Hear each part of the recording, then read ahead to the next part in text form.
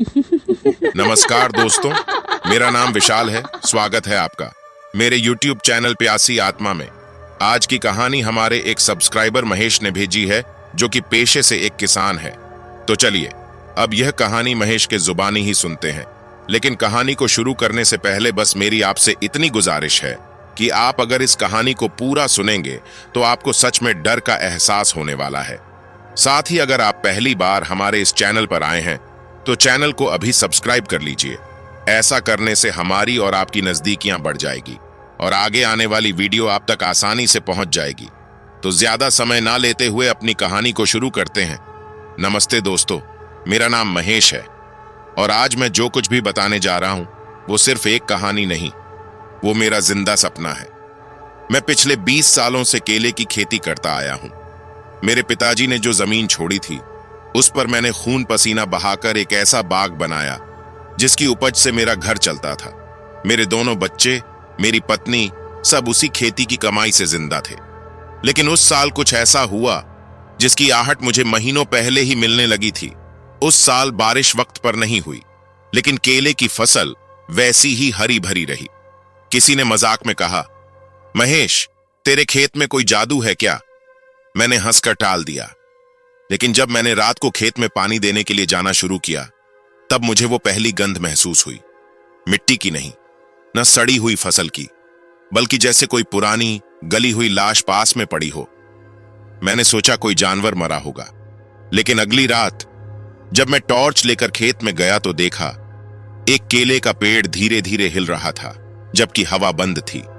और उस पेड़ के तने ऐसे लग रहे थे जैसे किसी ने नाखूनों से खरोंचा हो। वैसी लंबी लंबी लकीरें थीं, जैसे कोई बाहर निकलने की कोशिश कर रहा हो। मैं ये सब अनदेखा कर अपने घर आ गया और किसी को कुछ नहीं बताया।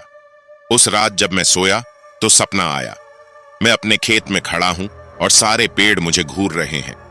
उनके पत्तों से जैसे आंखें उग आई हों। और एक आवाज आई, तूने इसे जगाया है, अब तू भी मरेगा। सुबह उठकर मैं पसीने से भीगा हुआ था। पत्नी ने कहा, रात को तुम्हारी चीख सुनकर मैं जाग गई थी, सब ठीक है ना? मैंने बहाना बना दिया और बोल दिया कि सपना देखा था। लेकिन जब खेत पहुंचा तो देखा वो ही पेड़ कट गया था, खुद ब खुद गिर गया था और जमीन खून से लाल थी। मैं डर गया। मैंने फावड़ा उठाया और उस गिरी हुई जड़ को खोदने लगा। लेकिन जो चीज निकली वो कोई जड़ नहीं थी, वो इंसानी हाथ था, काला, गल चुका और उसके नाखूनों में मिट्टी भरी थी, जैसे जमीन को फाड़कर बाहर निकलना चाहता हो। उस इंसानी हाथ को जब मैंने मिट्टी से बाहर निकाला तो मेरा पूरा शरीर सुन्न पड़ गया। वो ताजा मरा हुआ नहीं था, वो सड़ चुका था, पर फिर भी उसके नाखूनों में ताजी मिट्टी भरी थी, जैसे अभी अभी जमीन से बाहर आया हो। मैं भागकर घर आया, कुछ भी सोच पाने की हालत में नहीं था। लेकिन उस रात मेरे घर में भी खेत की गंध भरने लगी थी। रात के ठीक 2 बजे मेरी नींद खुली। मैंने देखा रसोई की खिड़की अपने आप खुली हुई थी और हवा नहीं बल्कि मिट्टी अंदर आ रही थी, जैसे किसी ने बाहर से फेंकी हो। मैं बाहर भागा, पर बाहर कोई नहीं था। लौटकर जब फिर से सोया तो सपना नहीं, दरअसल एक आवाज सुनी, जड़ें फैल चुकी हैं, अब तुम नहीं बच सकते। अगली सुबह मेरी पत्नी रेखा, जो हमेशा शांत और नर्म स्वभाव की थी, वो गुस्से में भरी हुई थी और बोली, क्यों खोदा तुमने उसे? क्यों? मैं चौंक गया। क्या मतलब? वो बोली, जिसे दफनाया गया था वो यूं ही नहीं था, तुमने उसे फिर से जिंदा कर दिया है। उसकी आंखें लाल थीं, उसके चेहरे की रेखाएं बदल चुकी थीं। कुछ पल बाद वो नॉर्मल हो गई और बोली, क्या कहा तुमने मुझसे अभी? मैं रसोई में थी। मैं डर के मारे अपने दादा की पुरानी लकड़ी की संदूक खोलने लगा। वहां मुझे एक पुरानी डायरी मिली। उसमें लिखा था, सन 1912 इस जमीन पर एक तांत्रिक को जिंदा गाड़ा गया था। उसने कहा था, मैं इस जमीन से निकलूंगा और जो मेरी फसल काटेगा वही मेरी आत्मा का हिस्सा बनेगा। और डायरी के अंतिम पन्ने पर सिर्फ एक शब्द लिखा था, काटना मत, और केले के पेड़ों की तरफ इशारा किया गया था। अचानक बाहर से मेरे बेटे हिमांशु की चीख सुनाई दी। मैं भागकर खेत की ओर गया तो देखा हिमांशु के चारों तरफ केले के पेड़ इतने घने हो चुके थे जैसे कोई जंगल बन गया हो। और एक पेड़ के तने में मुझे एक चेहरा दिखा, मानव चेहरा जिसकी आंखें खुली थीं और वो धीरे धीरे मुस्कुरा रहा था। मैं हिमांशु को खींचकर बाहर लाया, पर जब घर लौटा तो उसकी पीठ पर गहरे 3 पंजों के निशान थे, जैसे किसी जानवर ने नहीं बल्कि किसी राक्षसी आत्मा ने उसे छुआ हो। उस रात मैंने फैसला कर लिया, अब चाहे जो हो मुझे जानना है कि वो कौन है जो इस जमीन से बोल रहा है। और क्या वाकई मेरे खेत का हर पेड़ एक कब्र बन चुका है? उस रात के बाद मैं सो नहीं पाया। बेटा हिमांशु बुखार में तप रहा था और उसके जिस्म पर बनी वो 3 पंजों की खरोंचें हर घंटे और गहरी होती जा रही थीं, जैसे कोई दिख न सकने वाला शिकारी उसे धीरे धीरे अपना शिकार बना रहा हो। मैं अकेले खेत में गया। दिन का उजाला था, लेकिन वहां जाते ही ऐसा लगने लगा मानो कोई छांव हर जगह मंडरा रही हो। मैंने देखा केले के पेड़ों के पत्ते हवा में हिल नहीं रहे थे, बल्कि एक लय में कांप रहे थे, जैसे कुछ बोल रहे हों। मैं चौंक गया, ध्यान से सुना और फिर सभी पत्तियां एक ही नाम बुदबुदा रही थीं, महेश। महेश, तूने काटा, अब तू खुद कटेगा। शाम को मेरी पत्नी रेखा हिमांशु को लेकर डॉक्टर के पास गई। मैं घर पर अकेला था। तभी दरवाजे पर किसी की दस्तक हुई। मैंने दरवाजा खोला, कोई नहीं था, पर जमीन पर छोटे छोटे गंदे पैरों के निशान थे, जैसे कोई बिल्कुल नन्हा बच्चा नंगे पांव चलकर गया हो। मैंने उन निशानों का पीछा किया। वो रसोई तक गए और वहां मिट्टी से बना एक छोटा सा केला रखा था, जो धीरे धीरे काला हो रहा था, गल रहा था और उससे धुआं निकल रहा था। रात को हिमांशु घर लौटा। वो बहुत शांत था, जैसे कुछ भूला हो। लेकिन आधी रात को मैं जागा तो देखा हिमांशु नींद में चलते हुए खेत की ओर जा रहा था। उसकी आंखें बंद थीं, लेकिन उसके मुंह से वही आवाज आ रही थी, मैं तुझे नहीं छोड़ूंगा महेश। ये खेत तेरा नहीं, ये मेरी आत्मा की भूख है। मैंने दौड़कर उसे पकड़ा, पर जैसे ही मैंने उसका हाथ पकड़ा, उसका जिस्म कुछ पल के लिए बर्फ की तरह ठंडा हो गया और उसकी आंखें खुली, सफेद थीं, पूरी सफेद, बिना पुतलियों के। मैंने हिमांशु को घर लाके बिस्तर पर लिटाया और खुद खेत की ओर निकला। अब मुझे सच जानना ही था, पर जैसे ही खेत के बीचों बीच पहुंचा, मेरे कदम रुक गए। एक केला का पेड़ जो आज तक सबसे सीधा था, अब उसकी एक शाख पर कोई झूल रहा था। मैं नजदीक गया तो देखा, वो मैं था, मेरा ही शरीर, मेरी ही शक्ल, गले में रस्सी, आंखें खुली और मुंह से खून टपक रहा था। मैं चीखता हुआ पीछे हटा और गिर गया, और जैसे ही उठने लगा, मिट्टी से एक हाथ बाहर निकला और मेरी टांग पकड़ ली। ठंडी, सड़ी, काली उंगलियां। मैं फावड़ा उठाकर उसे काटने ही वाला था कि वो हाथ बोल उठा, मत काट, तू भी उसी जमीन का है जिस मिट्टी में मैं मिला था। जब उस सड़ी हुई मिट्टी से निकले हाथ ने मेरी टांग पकड़कर कहा, तू भी उसी जमीन का है, तो उस एक पल में मेरे अंदर कुछ टूट गया। मैं सोचने लगा, क्या मैं वाकई महेश हूं, या क्या मैं भी उसी खेत की एक शाखा हूं जो अब तक इंसान समझी जा रही थी। मैं जैसे तैसे खुद को खींचते हुए खेत से घर तक लाया, लेकिन जब घर में घुसा तो देखा अंदर मैं पहले से मौजूद था। मेरी ही शक्ल, मेरी ही आवाज, मेरी ही चाल। वो मेरी पत्नी के पास बैठा था और मुस्कुरा रहा था। उसकी गर्दन थोड़ी टेढ़ी थी, जैसे रस्सी से झूलने के बाद टूटी हो। मैंने आवाज दी, रेखा, वो मैं नहीं हूं। पर उसने मुड़कर मुझे ऐसे देखा जैसे मैं कोई अजनबी हूं और बोली, महेश, अब तुम आराम करो, तुम बहुत थक चुके हो। पर वो महेश तो पहले से ही अंदर था। फिर मैं कौन था? मैं पीछे हटने ही वाला था कि मेरी छोटी बेटी गुड़िया दौड़ती हुई आई। उसने जैसे ही मुझे देखा, चीख मारी और चिल्लाई, पापा, आपके गले में रस्सी क्यों है? मैंने हाथ गर्दन पर रखा और महसूस किया मेरे गले में सड़ी हुई गीली मिट्टी से लिपटी हुई रस्सी बंधी थी, जो अपने आप धीरे धीरे कसती जा रही थी। और तभी उस दूसरे महेश ने दरवाजा बंद कर दिया। मैंने दौड़कर घर की खिड़की से देखा।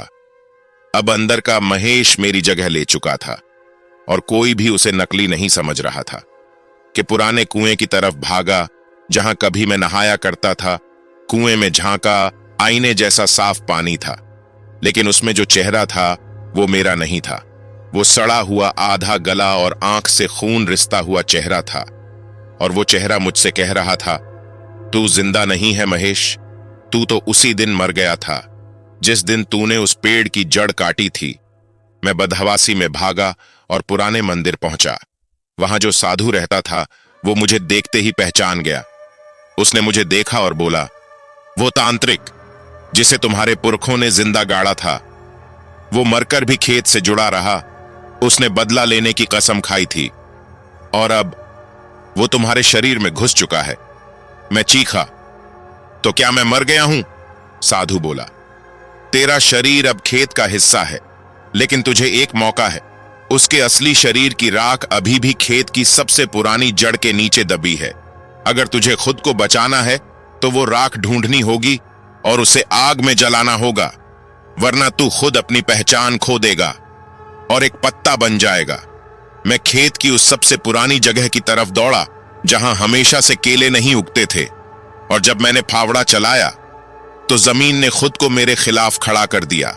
मिट्टी कांप रही थी, पेड़ हिल रहे थे और जड़ें मेरे पैरों से लिपट रही थीं। और जब मैंने आखिरी बार जोर लगाया तो मिट्टी से एक पुराना हड्डियों से बना बर्तन निकला जिसमें तांत्रिक की राख थी, और राख से धुआं नहीं, कराह निकल रही थी। जब मैंने वो बर्तन निकाला वो पुरानी हड्डियों और राख से भरा था। अचानक ऐसे लगा मिट्टी जैसे चीख उठी हो। खेत कांप रहा था और वो राख सांस ले रही थी। जैसे ही मैंने उसके ऊपर का कपड़ा हटाया, एक काली धुंध, गाढ़ा और चिपचिपी खून उससे बाहर निकलने लगा। वो धुंध इंसान का आकार ले रही थी। उसका चेहरा साफ नहीं था, बस एक गड्ढे जैसी आंखें और मुंह से लगातार अजीब आवाज निकल रही थी। मैं पीछे हट गया, पर धुंध ने मेरे चारों ओर हवा में घेरा बना लिया। अचानक एक आवाज आई, तू अब खेत है, तेरी रगों में खून नहीं, खाद बह रही है। मैं किसी तरह वो बर्तन लेकर घर भागा। सोचा कि उसे जला दूं, पर घर पहुंचा तो सन्नाटा था। रेखा और हिमांशु दोनों चुपचाप बैठे थे। उनकी आंखें काली हो चुकी थीं, चेहरे पर कोई भाव नहीं। रेखा ने बिना पलक झपकाए कहा, महेश, अब बहुत देर हो चुकी है। हमने तुम्हें बुलाया था क्योंकि खेत ने हमें छोड़ दिया था। मैं समझा नहीं। मेरा बेटा बोला, अब तुम खेत का हिस्सा हो पापा। और दोनों हंसने लगा। जैसे ही मैंने बर्तन को चूल्हे में डालकर जलाना चाहा, बर्तन ने खुद को जमीन पर गिरा लिया। राख जमीन पर बिखरी और उन कणों ने मिलकर एक आकार बना लिया। एक राक्षसी आकृति, आधा इंसान आधा पेड़। उसके पैरों की जगह जड़ें थीं और हाथों की जगह टेढ़ी मेढ़ी शाखाएं थीं। मुंह से जलती लपटें और आंखों में सिर्फ नफरत था। वो बोला, मैं हूं कालतांत्रिक व्रजदान, इस खेत का असली मालिक, और तुझसे बदला लेने आया हूं, और तुझसे बदला लेने आया हूं। उसने एक झटके में मेरी गर्दन पकड़ी और मेरी आंखों में झांक कर बोला, याद कर महेश, उस रात को जब तूने पहली बार मेरी जड़ को काटा था, तुझे पता भी नहीं चला कि उसी रात तेरा असली शरीर मर चुका था। जो आज जिंदा है वो बस मेरा खिलौना है। मेरी आंखों के सामने धुंध छाने लगी, सारे दृश्य पलटने लगे। मैंने खुद को अपने खेत में गिरे हुए एक मृत शरीर के रूप में पाया, और उसी जगह एक परछाई खड़ी थी जो मुस्कुरा रही थी। वो मैं नहीं था, वो था जिसने मेरी आत्मा चुराई थी। मैंने पूरी ताकत लगाई, बर्तन से बची कुछ राख को उठाया और घर की तरफ भगा और मंत्र याद कर चिल्लाया। जैसे ही राख आग में गई, तांत्रिक चीखने लगा। उसका शरीर पिघलने लगा, शाखाएं जलने लगीं और चारों ओर तेज सड़ी आत्माओं की गंध फैली। पर उसने जाते जाते मुझ पर थूकते हुए कहा, मैं पूरी तरह नहीं मरा महेश, मेरी आखिरी सांस तेरे बेटे के सांसों में है। आग बुझी, मैं बेहोश हो गया। जब होश आया, हिमांशु मेरे पास बैठा था, पर उसके चेहरे पर कुछ अलग था। उसकी मुस्कान में वही व्रजदान की परछाई थी, और वो बोला, पापा, खेती फिर से शुरू करें? मैं जमीन पर पड़ा था, धूल से सना, और सामने खड़ा मेरा बेटा हिमांशु, जो कुछ देर पहले तक मेरी गोद में खेलता था। अब उसकी आंखें गड्ढों जैसी गहरी और काली थीं। वो एक ऐसी मुस्कान मुस्कुराया जिसमें बचपन नहीं बल्कि प्यास थी, और बोला, पापा, आपने तांत्रिक को जलाया नहीं, बस उसकी आत्मा को नया घर दे दिया। अब मैं हूं व्रजदान, और तुम सिर्फ एक खेती हो जिसका समय पूरा हो चुका है। उस रात जब मैं अपने कमरे में बंद होकर रेखा से बात कर रहा था, तभी रसोई से एक अजीब तरह से छप छप छप की आवाज आई। मैं दौड़ा और देखा, रसोई की जमीन पर खून फैला हुआ था और हिमांशु हाथ में एक मुर्गी का कटा सिर लेकर खून पी रहा था। मैं चीखा और बोला, हिमांशु, ये क्या कर रहे हो? उसने सिर उठाया और एक झटके में बोला, बलि शुरू हो चुकी है पापा, अगला नंबर तुम्हारा है। मैं भागकर मंदिर गया, उसी साधु के पास, पर मंदिर वीरान था। बस वहां एक पुरानी डायरी पड़ी थी। उस पर लिखा था, जिस घर में व्रजदान की आत्मा बस जाए, वहां का हर सदस्य धीरे धीरे उसकी परछाई बन जाता है। मैं वापस आया तो देखा, रेखा अब वैसी नहीं रही थी। उसके बाल मिट्टी में लथपथ थे, चेहरा राख से भरा, और वो कुछ फुसफुसा रही थी। मैंने हिमांशु को जबरदस्ती पकड़ा और बांधने की कोशिश की, पर उसकी ताकत इंसान से कहीं ज्यादा हो चुकी थी। उसने अपने नाखूनों से मेरी छाती पर खरोंच मारी और मेरे खून से जमीन पर कुछ लिख दिया, अब ये खेत तेरे अंदर भी उगेगा। तभी मुझे अपने शरीर के अंदर कुछ सरकता हुआ महसूस हुआ, जैसे जड़ें मेरी नसों में पनप रही हों, जैसे कोई चीज धीरे धीरे मुझे अंदर से चबा रही हो। मैं बेहोश हो गया और मैंने सपना देखा, या शायद सच्चाई, एक बड़ी बड़ी जड़ से लिपटा हिमांशु जो अब बच्चा नहीं, एक लंबी पेड़ जैसी आत्मा बन चुका था। उसके चेहरे से हंसी और चीख एक साथ निकल रही थी और वो बोल रहा था, पापा, अब आप भी पेड़ बन जाइए, फिर हम साथ साथ फल देंगे, केले नहीं, खून के फलों का पेड़। जब मेरी आंख खुली, मैं अपने खेत के बीच में था, हाथ पैर जमीन में गड़े हुए और मेरी उंगलियों से हरी शाखाएं निकलने लगी थीं। तभी हिमांशु पास आया, मेरे कान में बोला, हिमांशु नहीं रहा पापा, अब तू भी नहीं बचेगा। मेरे हाथ मिट्टी में धंसे हुए थे और उंगलियां जड़ में बदलती जा रही थीं। मेरी छाती के अंदर कुछ चल रहा था, जैसे कोई पौधा मेरे फेफड़ों में उग रहा हो। मेरे सिर के पीछे जलन हुई। मैंने हाथ लगाया तो वहां से एक हरी पत्ती उग रही हिमांशु मेरे सामने खड़ा था और उसके दोनों हाथों में 2 मानव खोपड़ियां थीं। एक पर लिखा था पिताजी और दूसरी पर मां लिखा था। तभी मुझे चारों ओर से आवाजें आने लगीं, जैसे मिट्टी में दबी हजारों आत्माएं एक साथ फुसफुसा रही हों। मुझे ऐसे पेड़ दिखने लगे जिनकी टहनियां नहीं थीं, बल्कि लटकी हुई लाशें थीं। हर पेड़ से एक आदमी झूल रहा था। हर चेहरा मुझे जान पहचान का लग रहा था। मेरे बचपन का दोस्त गप्पू, पड़ोसी सुरेश, यहां तक कि गांव का स्कूल मास्टर, सब के सब इस खेत की बलि बन चुके थे। हिमांशु अब पूरी तरह इंसान नहीं रहा। उसका चेहरा लंबा, आंखें सफेद और पीठ से 2 काली शाखाएं निकल गई थी जिनसे वो उड़ने लगा था। वो मेरे पास आया और बोला, पापा, आप क्या समझते थे कि आप खेत काटेंगे और खेत कुछ नहीं करेगा?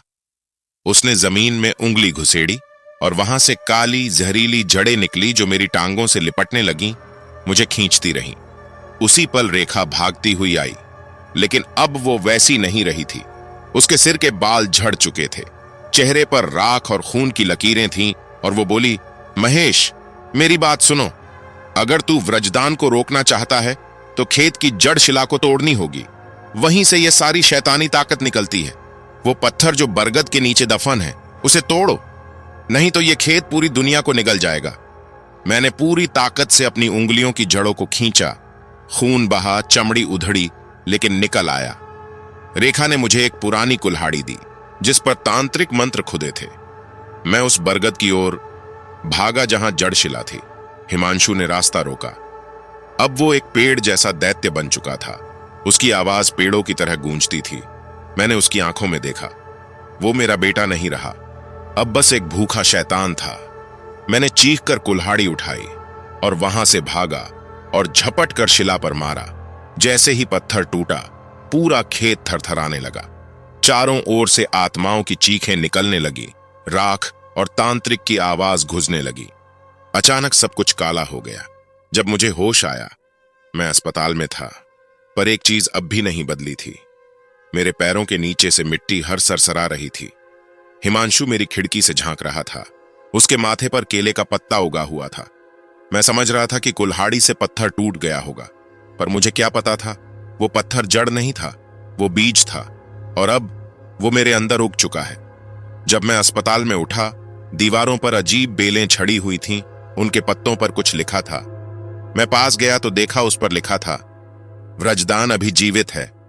मैंने नर्स को आवाज दी, लेकिन वो दरवाजे पर खड़ी मुस्कुरा रही थी। उसकी आंखें सफेद और गला सड़ा हुआ था। अचानक एक आवाज आई, कितनी बार काटोगे महेश, खेत अब तुम्हारे भीतर है। मेरी छाती में फिर से जलन हुई।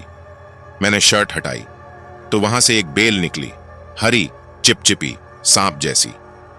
मैंने चीखते हुए उसे नोच डाला, लेकिन उसकी जड़ें मेरी पसलियों में जमी थीं। खून की जगह अब हल्की हल्की मिट्टी बह रही थी। मैं गांव लौटा। सब कुछ वीरान था, घर टूटा पड़ा था और खेत अब काले पत्तों से भरा जंगल बन चुका था। हर पेड़ से मानव शरीर झूल रहे थे, जिनके चेहरे अब मिट्टी में सने हुए थे, और हर चेहरा मुझसे फुसफुसा रहा था, जैसे कोई कह रहा था, महेश, तुमने हमारी आत्मा जगा दी है, तुमने शांति छीन ली, अब तुम ही बीज हो, तुम्हारे खून से नई फसल उगेगी। अचानक मैं देखता हूं, खेत के बीचों बीच एक छोटा बच्चा खड़ा है, साफ कपड़े, भोला चेहरा। वो हिमांशु था। वो अचानक बोला, पापा, आप मुझे क्यों छोड़ आए थे? मैं तो बस खेत से खेल रहा था। अब देखो, खेत ने मुझे अपना बना लिया। वो धीरे धीरे मेरे पास आता है और हर कदम पर उसकी उम्र बढ़ती जाती है। 5 साल, 10 साल, 18 साल, और अंत में वो फिर से वही राक्षसी रूप ले लेता है और बोलता है, मैं अब तेरा बेटा नहीं, मैं अब अंतिम बीज हूं। मेरे हाथ में फिर से वो कुल्हाड़ी आ गई, जिससे मैंने पत्थर तोड़ा था। पर इस बार हिमांशु मुस्कुरा रहा था और बोल रहा था, तू कुल्हाड़ी चला सकता है पापा, पर याद रख, जिस जड़ को तू काटेगा वही तेरे दिल में उग चुकी है। मैंने पूरी ताकत से कुल्हाड़ी हिमांशु पर फेंकी। वो चिल्लाया, पीछे झटका खाया और गिर पड़ा। उसके शरीर से खून नहीं, मिट्टी बहने लगी और केले के बीज बहने लगे। अचानक पूरा खेत जोर से हिलने लगा, धरती कांप उठी। हर पेड़ से सैकड़ों काली परछाइयां निकाली, जो आसमान की ओर उड़ने लगीं। हर परछाई चीख रही थी, अभी सब खत्म नहीं हुआ, अभी एक बीज बचा है। महेश, तू ही अब खेत है। और वहीं मेरा शरीर ठंडा होने लगा। हाथों में पत्तियां उग आईं, सांसें भारी और मिट्टी गंध से भरी, और दिल की धड़कन किसी पेड़ के तने जैसी भारी। उस रात मैं अकेला अपने खेत में नहीं था। केले के पेड़ से सैकड़ों आंखें झांक रही थीं, जिनमें न पलकें थीं, न रोशनी, बस एक गहरी काली घूरती हुई नजर थी। मेरे शरीर में अब दर्द नहीं था, क्योंकि नसों में खून नहीं, बेलें दौड़ रही थीं। मैं जब जमीन पर चला तो मेरे पैरों के नीचे मिट्टी चिपकी नहीं, बल्कि सांस लेने लगी। मैं किसी तरह उस पुराने बरगद के नीचे पहुंचा, जहां पहली बार जड़ शिला टूटी थी। रेखा फिर से वहां थी, अब पूरी तरह तांत्रिकनी बन चुकी थी। उसने चारों ओर भस्म की रेखा खींच दी और बोली, महेश, एक ही रास्ता बचा है, तुझे खुद को जलाकर खेत की आत्मा को भस्म करना होगा। तेरी आत्मा अगर जल गई तो खेत तुझ में नहीं उगेगा। मैंने अपने ऊपर मिट्टी का तेल डाला। हाथ कांप रहे थे, पर मन शांत था, क्योंकि मुझे अब हिमांशु की आंखों में वो मासूमियत नहीं दिखती थी। वो अब सिर्फ शैतान का पोषित पौधा था। वो बोला, पापा, तुम जल भी गए तो क्या मिट्टी तुम्हें वापस नहीं खींचेगी? तुम्हारा नाम अब खेत की जड़ों में लिखा जा चुका है। रेखा ने मंत्र पढ़े। मैंने माचिस जलाई। जैसे ही आग लगी, मेरे शरीर से काली हवाएं निकलने लगी और जमीन कांपने लगी। खेत की जड़ें झुलसने लगीं, पेड़ों से खून टपकने लगा और हर आत्मा चीख पड़ी। पूरा खेत जलने लगा, हर पत्ता राख हुआ, हर पेड़ जलता हुआ शोर मचाने लगा। हिमांशु आखिरी बार चीखा, पापा, तुम मुझे कैसे छोड़ सकते हो? मैं तो तुम्हारा हिस्सा था। और फिर एक भयानक विस्फोट हुआ। खेत का हर कोना सफेद राख में बदल गया। जब आग बुझी, रेखा अकेली खड़ी थी और सामने सिर्फ एक जली हुई मिट्टी का ढेर वहीं पड़ा था। उस रात हवा भी कांप रही थी। पेड़ खुद को झटक रहे थे, जैसे डर के मारे हिल रहे हों। पता नहीं मैं कैसे बच गया। मैंने हिमांशु को खेत में देखा। वो नंगे पांव, अकेला, और दोनों हाथों से मिट्टी खोद रहा था और बोला, पापा, मैं नीचे जा रहा हूं, वहीं जहां बीज ने मुझे बुलाया है। तूने खेत जलाया पापा, लेकिन बीज मुझे मिल गया है। मैंने दौड़ लगाई, लेकिन देर हो गई थी। मैं चिल्लाया, हिमांशु मत जा बेटा। पर तब तक वो पूरी तरह मिट्टी में समा चुका था। उसने बस एक बार मेरी ओर देखा। आंखों में एक अजीब शांति थी, मौत जैसी शांति। और फिर जमीन हिलने लगी, बीज जाग गया और हिमांशु उसी में समा गया। उसके बाद खेत शांत हो गया। एक डरावनी खामोशी फैल गई। सिर्फ मिट्टी से सिसकियां सुनाई देती थीं। मैं वहीं बैठा रहा रात भर, जहां मेरा बेटा आखिरी बार जमीन में समाया था। कहते हैं बाप अपने बच्चे को जिंदगी देता है, पर मैंने अपने बेटे को मौत से नहीं बचा पाया। आज भी जब उस खेत के पास जाता हूं, मिट्टी जरा सी हिलती है और जैसे कोई मुझे नाम लेकर पुकारता है। अब गांव में उस खेत को कोई नहीं छूता। वहां घास भी नहीं उगती, पंछी तक नहीं बैठते, और जो भी वहां जाता है वो किसी बच्चे की फुसफुसाहट जरूर सुनता है। अब खेत में सिर्फ एक चीज उगती है, मौत। खैर, आप लोग ये बताइए, आप लोगों को कहानी कैसी लगी? दोस्तों, पिछली कुछ वीडियो में कई लोगों के कमेंट आ रहे थे कि सर कहानी में हमारा भी नाम लीजिए। तो उन्हीं लोगों की बात पर गौर करते हुए मैंने कहानी में अब एक नया सिलसिला रोजाना के लिए शुरू किया है। सिलसिला यह है कि कहानी को सुनने के बाद अगर आपको कहानी अच्छी लगे तो आप कमेंट करके यह बताना कि आप किस जगह से कहानी सुन रहे हो और आपका नाम क्या है। इसके बाद अगली स्टोरी में मैं आपका नाम जरूर लूंगा और लोगों को बताऊंगा कि आपका नाम क्या है और आप कहां से हमारी स्टोरी सुनते हो। इसके साथ ही आप कमेंट करके मुझे यह भी बताना कि आपको मेरी यह कहानी कैसी लगी। दोस्तों, ये थी हमारी आज की कहानी। कहानी आपको कैसी लगी कमेंट बॉक्स में कमेंट करके जरूर बताना। फिलहाल चलता हूं। आप अपना और अपने परिवार का ख्याल रखें, और अगर अभी तक भी चैनल को सब्सक्राइब नहीं किया है तो कृपया करके चैनल को सब्सक्राइब कर लीजिए। आपका यह छोटा सा सहयोग हमें आपके लिए ऐसी ही कहानियां लाने के लिए प्रोत्साहित करता है।